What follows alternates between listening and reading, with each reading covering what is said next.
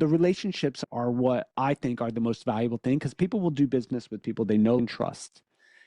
Podcasts give the audience a way to peer into someone through their conversation to see if, do I like them? Can I build trust with them over time?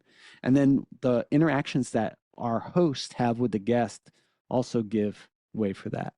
So that's what I think is so needed is healthy relationships with fellow deal makers and allies.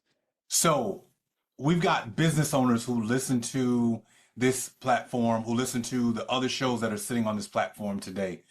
Talk to the business owner on why they need a strategy, whether they're ready to sell today, tomorrow, or 2 years from now, around how things are communicated and what is being shared and how it's being shared about their business.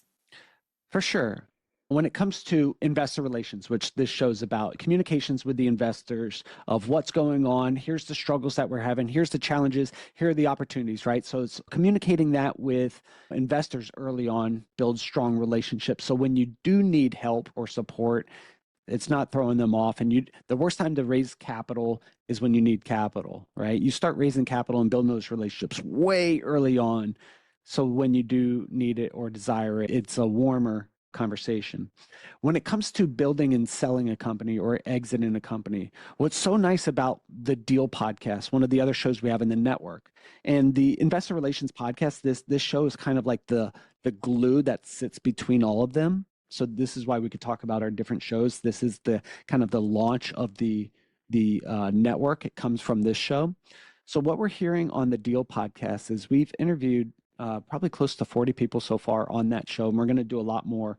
We want to share stories of buy, build, sell, or family generational family business, people who've exited. And we want to hear those stories because a lot of times what they'll do is they'll share the fears that they had before selling. They'll share some of the thoughts or concerns, or maybe what it looked like on the other end. And what we're seeing, and why I think this is so valuable, at least in today's world, is we're going to see the largest transfer of wealth called the silver tsunami. The baby boomers built these businesses. So we're going to see they're going to exit their business, whether they like it or not.